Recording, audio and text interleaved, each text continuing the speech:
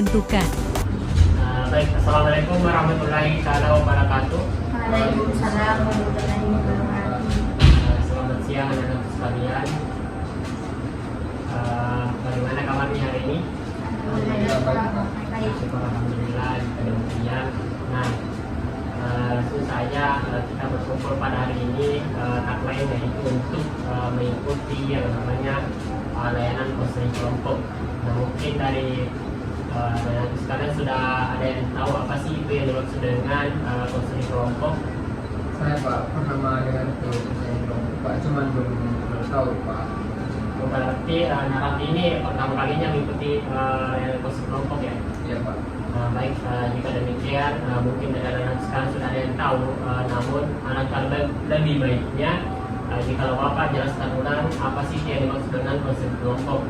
Nah, jadi konseling kelompok adalah suatu pemberian bantuan yang dilakukan oleh seorang konselor. Nah, Bapak sendiri di sini adalah bertugas sebagai konselor dan kepada konseli. Nah, anak sekarang di sini yang sebagai konseli dengan mengandalkan kekuatan di dalam kelompok. Jadi dilaksanakan secara kelompok.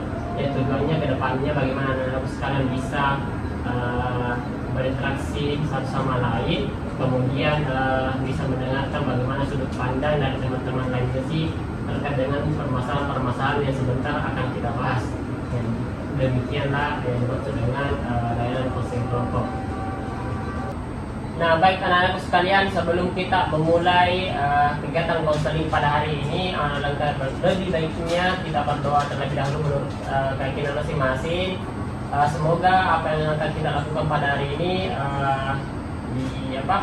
diberkati dan dilancarkan.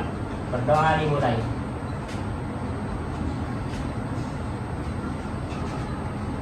Berdoa selesai. Nah, sebelum itu alangkah baiknya jika anak sekalian memperkenalkan namanya terlebih dahulu. Baik Pak, perkenalkan nama saya Nurdian M. Saya dari kelas IPA 3. Baik Pak, perkenalkan nama saya Indra Suci Werdanti dari kelas MIPA 2. Baik, saya Susi Saputri dari kelas 10 IPS 1. Saya Nur Isna dari kelas 10 IPS 2. Nama saya Rafidran Syarahman dari kelas 10 IPS 4. Terima kasih anak-anak sekalian sudah memperkenalkan namanya. Nah, kemudian kita lanjut. Jadi di dalam konseling kelompok itu perlu anak-anak sekalian ketahui itu ada yang namanya asas-asas. Nah, yang pertama itu adalah asas kerahasiaan. Jadi apapun yang anak-anak sekalian sebentar ungkapkan atau berikan masukan kepada temannya itu akan kita jaga serahasia mungkin agar orang lain itu tidak ada yang tahu di luar kita semua ini. Kemudian yang kedua adalah asas kesukarelaan. Artinya anak-anak sekalian datang ke sini ini untuk mengikuti konseling kelompok itu secara sukarela tanpa ada paksaan dari siapapun. Kemudian yang ketiga adalah asas keterbukaan. Nah, yang dimaksud dengan asas keterbukaan adalah anak-anak sekalian terbuka untuk memberikan masukan kepada teman-temannya yang ada di sini terkait dengan apa yang sebentar kita bahas. Kemudian yang terakhir adalah asas kenormatifan. Yang dimaksud adalah kita lakukan konseling kelompok ini berdasarkan dengan norma-norma yang ada atau peraturan-peraturan yang ada yang berlaku di lingkungan kita. Dan sekalian, sebelum itu kita tentukan dulu topik di dalam konseling kelompok kali ini. Dan sekalian maunya topik tuntas atau topik bebas? Bebas Pak.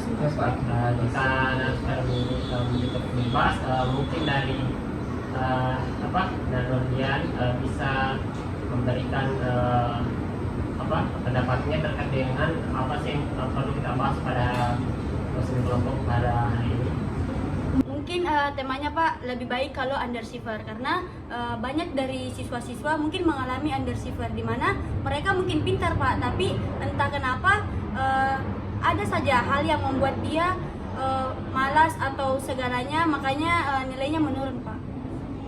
Kalau saya Pak, motivasi belajar. Kalau saya Pak, saya lebih setuju dengan pendapatnya Dian kalau kita membahas tentang underachiever. Kalau saya Pak, saya setuju dengan pendapat Dian dan pendapat Susi tentang temanya itu underachiever Pak. Kalau menurut saya Pak, mungkin topiknya bisa prokrastinasi Pak. Baik, terima kasih atas pendapatnya dari anak-anak sekalian. Jika demikian, hari ini kita akan membahas terkait dengan underachiever terlebih dahulu. Yang dimana itu underachiever adalah ya, seperti yang dijelaskan tadi oleh temannya bahwa banyak sekali siswa yang sebenarnya itu IQ-nya pintar atau IQ-nya tinggi, tetapi entah mengapa dalam hasil belajarnya itu rendah. Tetapi tidak mungkin atau bukan berarti masalah-masalah lainnya itu tidak akan kita bahas. Nah, tentunya juga akan kita bahas, tetapi pada pertemuan-pertemuan selanjutnya. Tahap peralihan. Baik anak-anak sekalian, sebelum kita masuk kepada tahap selanjutnya, kita lakukan garis dulu. Jadi nama garisnya adalah tangkap telunjuk. Nah, baik semuanya itu letakkan tangannya di atas pahanya masing-masing dengan posisi ini. Dan kemudian tangan kirinya itu telunjuknya itu di atas tangan temannya yang di sebelahnya. Nah, setelah itu kemudian dengarkan clue-nya dari Bapak, itu adalah apabila anak-anak sekalian mendengar Bapak mengatakan kata badak, nah anak-anak sekalian itu berusaha untuk memegang erat telunjuk temannya, tetapi yang punya telunjuk itu jangan mau ditangkap sebisa mungkin itu bagaimana agar tidak ditangkap oleh temannya tersebut. Nah, sudah paham semuanya? Baik, jadi dengarkan ya instruksi dari Bapak. Jadi kemudian Bapak akan bercerita selanjutnya. Di sebuah kebun binatang ada banyak sekali hewan. Ada hewan harimau, singa, ada burung, ada ular, ada badak. Tahap inti. Baik anak-anak sekalian, seperti yang kita sudah tentukan tadi bahwa yang akan kita bahas pada dosen kelompok kali ini adalah yang terkait dengan underachiever. Nah, seperti yang juga sudah dibicarakan oleh anak-anak sekalian tadi bahwa anak-anak sekalian ini memiliki masalah underachiever. Nah, mungkin siapa dulu yang bercerita terkait dengan masalah underachiever yang dialami. Saya Pak, saya ingin bercerita mengenai underachiever yang saya alami. Jadi saya mengalami underachiever mungkin penyebabnya karena saya memiliki banyak kegiatan Pak, sehingga saya sibuk dan tidak terfokus pada satu tujuan. Jadi mungkin dari hal itu waktu saya terbagi-bagi, makanya saya mengalami underachiever Pak. Baik, terima kasih Nurdian. Siapa lagi yang ingin bercerita selanjutnya? Saya Pak, saya ingin menceritakan masalah saya mengenai kenapa saya mengalami underachiever. Itu karena pergaulan saya Pak. Saya suka ikut-ikutan dengan teman saya saat teman-teman saya tidak mau masuk belajar. Saya juga tidak ikut masuk belajar Pak. Baik, terima kasih atas kepada Nurdian dan Susi. Yang lain mungkin masih ada yang ingin bercerita terkait dengan masalah underachiever-nya. Mungkin dari Raffi. Mungkin saya juga mengalami underachiever Pak, cuman tidak tahu apa masalahnya Pak. Jadi dari yang tadi sama Susi ini sudah mengetahui terkait dengan apa atau dia merasa bahwa penyebab underachiever itu karena dari kesibukannya sehingga dia tidak fokus pada atau maksimal dalam belajarnya. Kemudian ada Susi itu karena dia merasa pada pergaulannya sehingga menyebabkan berdampak kepada dirinya sendiri.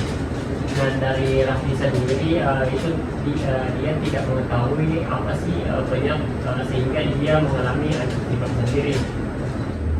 Baik, terima kasih sekalian yang sudah menjelaskan tadi. Dari biasanya Raffi itu dia tidak mengetahui penyebab dari underachiever yang dialami.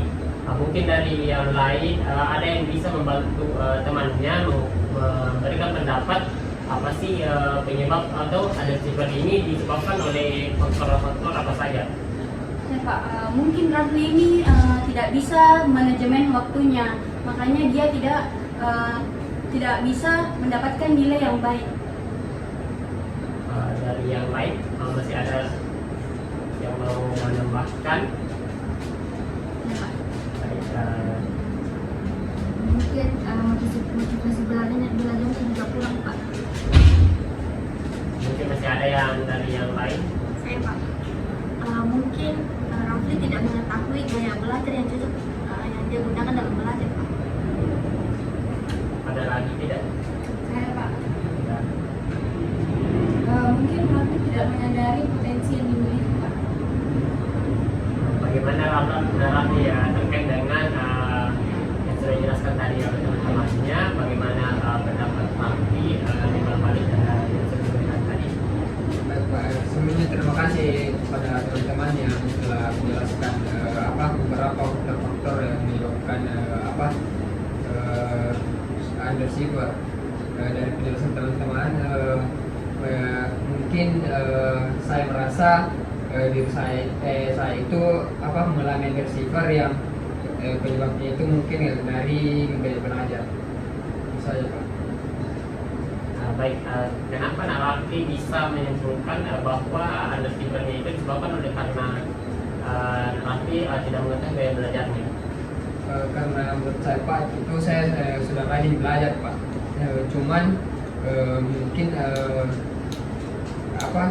gaya belajar saya, Pak, yang belum maksimal. Berarti Rafli ini tidak tahu beberapa gaya belajar, ya. Jadi mungkin saya bisa membantu Rafli mengetahui beberapa gaya belajar. Ada 3 yaitu visual, auditorial, dan kinestetik. Nah, dari ketiga gaya belajar ini Rafli bisa mencoba yang mana yang lebih cocok. Nah, saya menjelaskan sedikit mengenai gaya belajar visual, yaitu gaya belajar yang lebih banyak menggunakan indera penglihatan. Kemudian ada gaya belajar auditorial, yaitu lebih banyak menggunakan indera pendengar dalam belajar. Kemudian ada gaya belajar kinestetik yang lebih banyak lebih banyak praktek. Jadi Rafli bisa terjun langsung mengerjakan sesuatu dalam belajar. Baik, terima kasih atas solusi yang diberikan oleh teman kita Susi. Saya akan mencoba beberapa dari solusi yang telah diberikan oleh Susi. Terima kasih anak-anak sekalian karena sudah sangat aktif sekali dalam konsep kelompok ini, sudah ingin memberikan pendapat dan masukan kepada temannya tadi Rafli. Kemudian selanjutnya kita ke Dian dulu terkait dengan masalahnya tadi, yaitu terkait dengan underachiever, dan yang dijelaskan tadi itu adalah salah satu penyebabnya itu yang dia rasakan itu karena sangat sulit untuk mengatur waktu belajarnya, ya. Begitu tadi, Aden. Nah, mungkin dari teman-teman sekalian ada yang ingin memberikan masukan lagi terkait dengan solusi apa sih yang mungkin bisa menjadi penyebab dari masalahnya Dian tadi? Mungkin solusi dari saya untuk Dian itu, Dian bisa membuat to-do list yang dimana Dian bisa membuatnya di malam hari, yang dimana to-do list itu berisikan tugas-tugas Dian yang akan Dian selesaikan esok hari, mulai dari bangun tidur sampai tidur kembali di malam hari.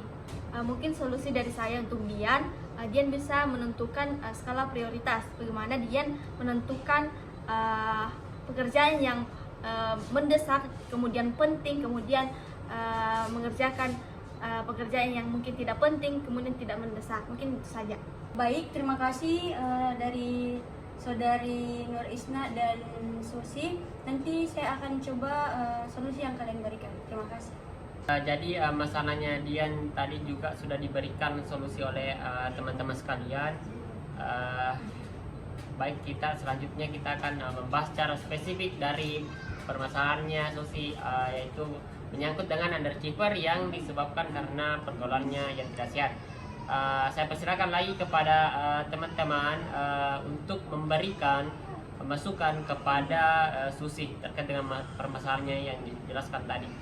Menurut saya, sebelumnya apakah Susi pernah bicara dengan teman sepergaulannya dan mengajaknya ke arah yang lebih positif. Nah, kalau hal itu belum terselesaikan, mungkin Susi bisa mengambil diri dari pergaulan tersebut. Artinya apabila teman tersebut tidak bisa diselesaikan dengan cara memberitahu tentang hal-hal yang positif, sebaiknya Susi bisa meninggalkan pergaulan tersebut. Apabila pergaulan tersebut Susi merasa tidak sehat, mungkin Susi bisa tidak lagi ikut terlibat dalam pergaulan tersebut jika merugikan saudari Susi. Tahap akhir. Baik, terima kasih anak-anak sekalian atas partisipasinya pada hari ini pada kegiatan layanan konseling kelompok hari ini. Karena waktu yang sudah kita sepakati sebelumnya sudah sampai sini. Dan dari permasalahan-permasalahan yang dialami oleh anak-anak sekalian tadi sudah mendapatkan solusi dari teman-temannya, tapi alangkah baiknya Bapak akan berikan sedikit penguatan dan kesimpulan terkait dengan apa yang kita lakukan pada hari ini. Nah, terkait dengan topik yang kita diskusikan tadi, yaitu mengenai dengan underachiever, adalah underachiever ini merupakan di mana kondisi siswa yang memiliki IQ tinggi tetapi yang sebenarnya rendah, yang disebabkan oleh beberapa penyebab seperti yang dijelaskan tadi oleh temannya. Ada yang disebabkan karena rendahnya motivasi belajar oleh siswa atau kemampuan belajarnya itu rendah, kemudian pergaulannya yang tidak sehat sehingga menyebabkan siswa kepada proses belajarnya. Kemudian ada juga siswa yang tidak mengetahui belajarnya. Dan saya kira terkait dengan permasalahan-permasalahan yang dialami oleh anak-anak sekalian sudah diberikan sedikit solusi oleh teman-temannya, dan Bapak kira itu merupakan solusi yang sangat baik, dan anak-anak sekalian jangan lupa untuk mencoba melakukan solusi yang disarankan oleh temannya tadi. Dan Bapak ucapkan terima kasih karena anak-anak sekalian sudah sangat terbuka sekali dan sangat memberikan partisipasinya full pada kegiatan konseling kelompok pada hari ini. Kemudian ke depannya apabila masih ada yang ingin ditanyakan kepada Bapak, nanti kalian bisa langsung menghubungi Bapak atau langsung ke ruangan konseling Bapak. Bapak selalu tersedia sana menerima siapapun ingin berkonsultasi dengan Bapak. Nah, kemudian akhir kata untuk menutup konseling kelompok pada hari ini, mari kita berdoa bersama-sama menurut keyakinan masing-masing.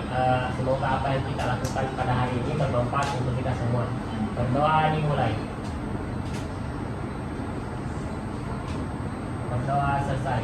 Nah, sekali lagi ucapan terima kasih kepada anak sekalian karena secara sukarela untuk mengikuti kegiatan konseling kelompok pada hari ini. Assalamualaikum warahmatullahi wabarakatuh. Waalaikumsalam.